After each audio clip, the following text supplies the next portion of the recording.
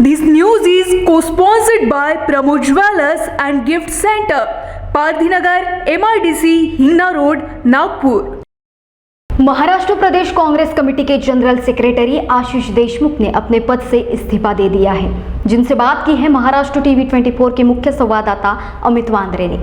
राज्यसभा के लिए महाराष्ट्र से इमरान प्रतापगढ़ी को टिकट देने से नाराज आशीष देशमुख ने अपने जनरल सेक्रेटरी पद से इस्तीफा दे दिया है। आशीष देशमुख ने हमारे साथ मौजूद है। सर, आपने एक बहुत बड़ा फैसला लिया है, अपने जो जनरल सेक्रेटरी है उसके पद से इस्तीफा दे दे कांग्रेस से, क्या कहोगे, क्या कारण? देखिए, महाराष्ट्र में ऐसे लाखों कार्यकर्ता है, कांग्रेस के नेता है जो कांग्रेस को बढ़ाने में, लोगों से जुड़ने में अथक परिश्रम करते रहते हैं। ऐसे काफ़ी अनुभवी लोग हैं, काफ़ी नए लोग हैं, जिनको अगर राज्यसभा की नुमाइंदगी दी जाती तो निश्चित तौर पे कांग्रेस को महाराष्ट्र में एक प्रभावी पार्टी बनाने में वो कारगर साबित होते हैं। एक उत्तर प्रदेश का व्यक्ति जो मुरादाबाद में, जिसकी जमानत जब्त हुई 2019 के लोकसभा के चुनाव में, ऐसा व्यक्ति महाराष्ट्र में आके कुछ पार्टी के हित का रहेगा, फायदे का रहेगा, ऐसा मुझे लगता नहीं। और उनके यहाँ पे लादे जाने से निश्चित तौर पे कांग्रेस के जो हजारों लाखों कार्यकर्ता महाराष्ट्र में कार्यरत है, उन पे जो अन्याय हुआ है, उसके लिए मैंने मेरे महासचिव पद का राजीनामा और इस्तीफा दिया है। जी, महाराष्ट्र में जो है कई कार्यकर्ता है जिन्हें टिकट देने चाहिए थे। मुकुल वासनिक जो खुद नागपुर से आते हैं, उन्हें राजस्थान में दे दिया गया। इसको किस तरह से आप देखते हैं? नहीं, यही तो बात है। पूरी जो कांग्रेस की राज्यसभा की अगर नुमाइंदगी की यादी आप देखोगे तो इस राज्य के नेता उस राज्य में जाके चुनाव लड़ रहे, उस राज्य के नेता और किसी राज्य में चुनाव जाके लड़ रहे। तो मेरा यही सवाल है, हमारे जैसे अन्य राज्यों के कांग्रेस कार्यकर्ताओं का यही सवाल है कि हमारे राज्य के नेताओं ने जाना कहाँ, और यह चीज़ निश्चित तौर पे कांग्रेस को और कमज़ोर करने में हर राज्य में उसकी जरूर कोशिश यही रहेगी कि अपोजिशन की कि उनको, कांग्रेस को यानी खास करके, अपने नुमाइंदे वहीं पे रहने वाले उसी राज्य के क्यों नहीं मिल पा रहे। आगामी दिनों में मनपा चुनाव है, तो इसका जो खामियाजा है मनपा चुनाव में देखने को मिलेगा। देखिए, मनपा चुनाव हो या बीएमसी हो या महाराष्ट्र में अन्य स्थानिक स्वराज्य संस्थाओं के जो चुनाव है, जिला परिषद, नगर परिषद, महानगर पालिका, इसमें और एक सांसद कांग्रेस का अगर चुन के आता राज्यसभा में जो महाराष्ट्र का होता, तो निश्चित तौर पे उसका फ़ायदा चुनावों में लिया जा सकता था, उसका फ़ायदा भी होता था।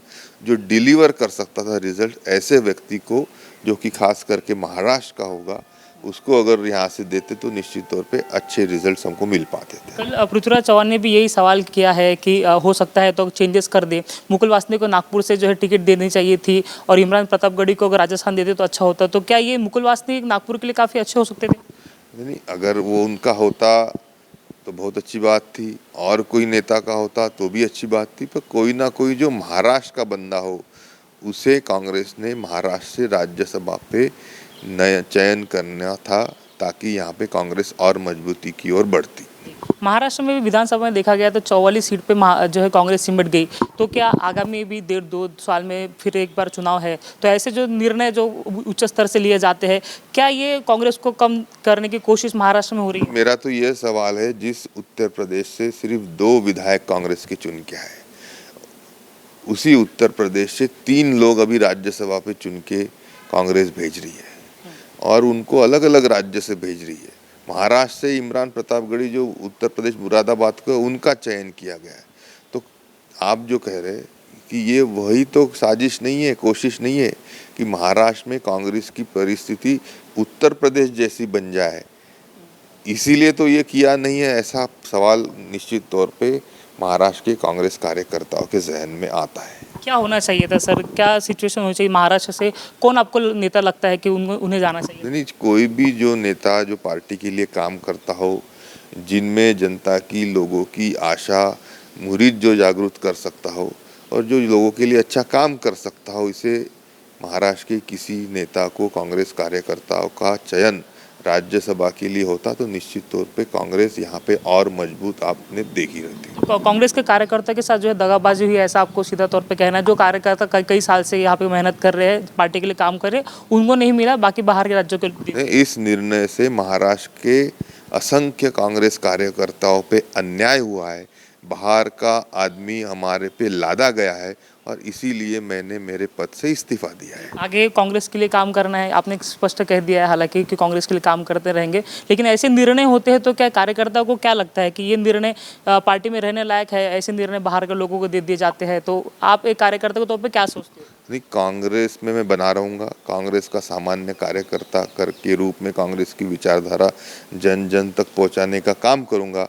पर इस तरीके के जो गलत निर्णय होते रहते हैं उससे कांग्रेस और कमज़ोर होते जा रही, उसका दुख हर किसी कांग्रेस को प्यार करने वाला इंसान आज हर गली चौक पे आपको बोलते हुए देखता है। सर, एक सवाल मेरा कि क्या कांग्रेस के पास पूर्णकालीन अध्यक्ष नहीं है, इसके कारण ऐसे निर्णय हो रहे हैं?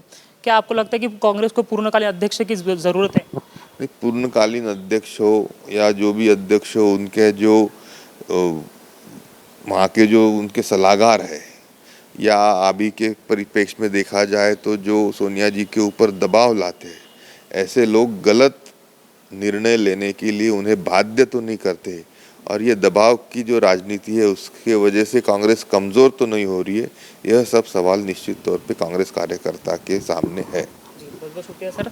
तो ये तो थे आशीष देशमुख जिन्होंने जनरल सेक्रेटरी पद से कांग्रेस की तरफ से जो है इस्तीफा दे दिया। हालांकि वो कांग्रेस में बने रहेंगे।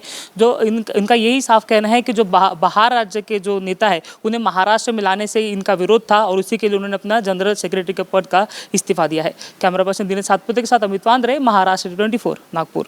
क्या आप भी झड़ते बालों से परेशान हैं? तो देर किस बात की, गंजे सिर पर बाल वापस लाने का एकमात्र तरीका। अब आप भी बदले अपना लुक हेयर ट्रांसप्लांटेशन करा के।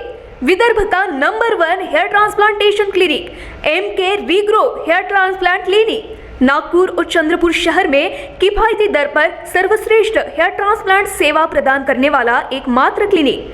बालों की सैकड़ों सर्जिकल प्रक्रियाएं संतुष्टिपूर्वक पूरी कर चुके अनुभवी चिकित्सकों की टीम बेस्ट क्वालिटी और गारंटेड रिजल्ट के साथ आज ही MK regrow hair transplant clinic में अपना अपॉइंटमेंट बुक करें।